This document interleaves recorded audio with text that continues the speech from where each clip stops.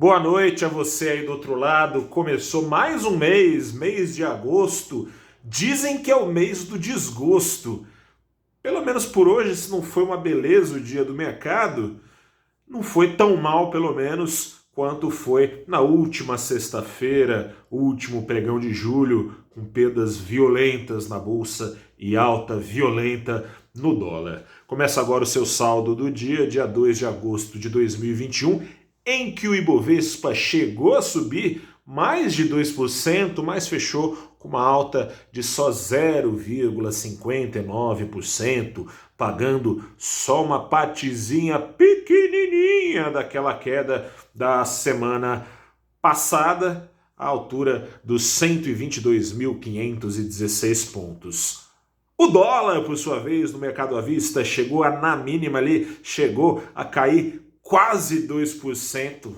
Não caía nem 1% no fim do dia, mas caía, né? Já alguma coisa. Caía 0,85%, foi aos R$ 5,16. Esse ganho do Ibovespa, mesmo quando era maior ao longo do dia, foi muito em função do apetite ao risco demonstrado no exterior, que subiu pelos motivos errados, digamos, por motivos tortos. Hoje foi um dia curioso, deve ser um dado positivo aí de algum arranjo entre Estados Unidos e China para as empresas chinesas serem liberadas para listar ações nos Estados Unidos, coisa e tal. Mas o que pegou mesmo foi o seguinte: lá da China, dos Estados Unidos e da Europa vieram dados decepcionantes em relação às suas indústrias, que ainda crescem, mas já crescem menos novamente do que cresciam, por mais um mês crescendo menos do que cresciam, e abaixo das expectativas. No caso da China, o dado da indústria veio na leitura mais baixa dentro de 16 meses, é bastante coisa, e ficou ali no limite para não sinalizar o índice, o PMI, índice de gerente de compras na sigla em inglês, ficou só um pouquinho acima dos 50 pontos. Quando fica abaixo significa contração, quando fica acima significa expansão, ficou em 50,6 pontos só. É pouca coisa, sobretudo para a China, né, que cresce sempre num ritmo tão veloz de crescimento. Mas daí você está se perguntando, por que então o apetite ao risco cresceu?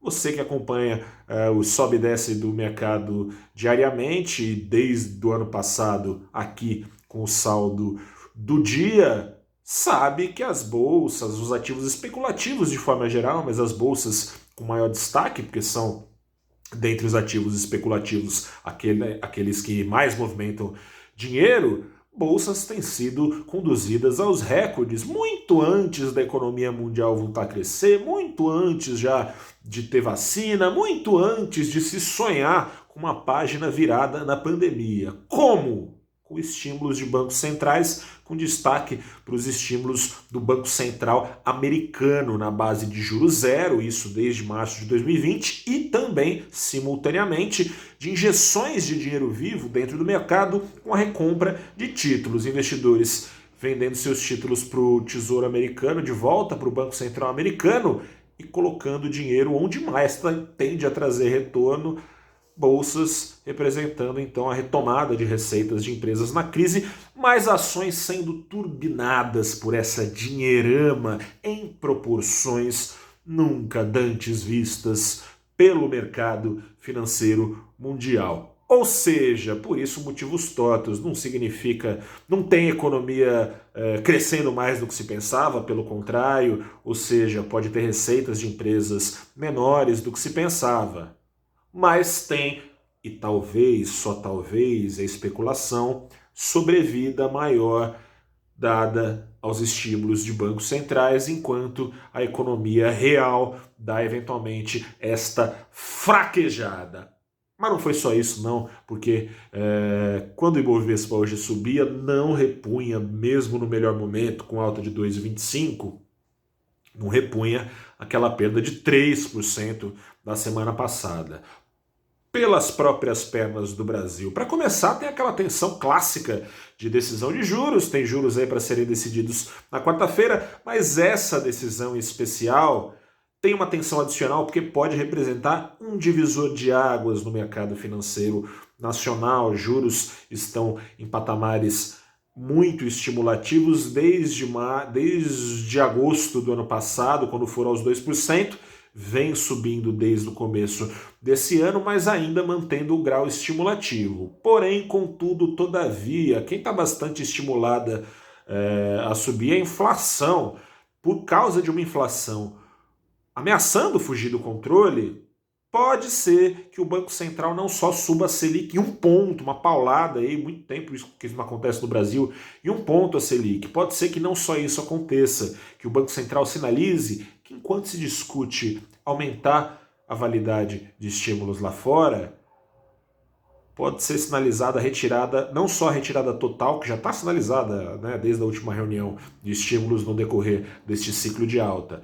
Pode ser que seja sinalizada uma alta dos juros para cima do patamar neutro. O patamar neutro de juros é aquele em que nem fede nem cheira, nem se estimula, nem se desestimula uma economia. Mas, para controlar a inflação, pode ser que o Banco Central se veja obrigado a desestimular o crescimento, ou seja, pode crescer menos a economia pelas mãos do Banco Central para a inflação voltar para os eixos. Isso para o mercado de bolsa pode ser uma baita pancada. Mas tem mais coisa, o risco fiscal. Faz quase um ano, você deve se lembrar, o governo veio com uma ideia meio de jirico, de dar calote em precatórios, boa e velha pedalada fiscal, a lá Paulo Guedes, né? Pensou que eu fosse falar a lá Dilma, não. A lá Paulo Guedes, relembrando os tempos de presidente Dilma, ex-presidente Dilma agora, né? Saiu, aliás, do governo acusada de crime de responsabilidade, de ter cometido pedalada fiscal. Mas essa pedalada fiscal, que foi cogitada lá, e que o Paulo Guedes na época falou que era contra dar calote em precatório, ele não tinha nada a ver com isso. Ele apresentou um plano, mas falou que não tinha nada a ver com isso, não era ideia dele não. Voltou à baila essa discussão e o ministro parece agora estar bem afins de fazer, né? Falou que está vindo um meteoro para bater nas contas públicas e que para isso seria preciso atingi-lo com um míssil. A base de apoio do governo, o Congresso está para propor uma PEC para legalizar o furo no teto. Para quê? Para que empurrar com a barriga o pagamento dos precatórios e dar uma folga fiscal maior, um dinheirinho a mais, podendo então ser gasto pelo governo no presente? Para bancar um Bolsa Família. Não é mais Renda Brasil, como era especulado lá no ano passado, ou Renda Cidadã, só mudou o nome. Bolsa Família, bom, não mudou tanto, né? Bolsa Família continua o mesmo, porém seria turbinado em ano eleitoral. Brasilzão velho de guerra, muda nome, muda governo, da direita à esquerda, ao centro, adentro, a cabo e tudo mais.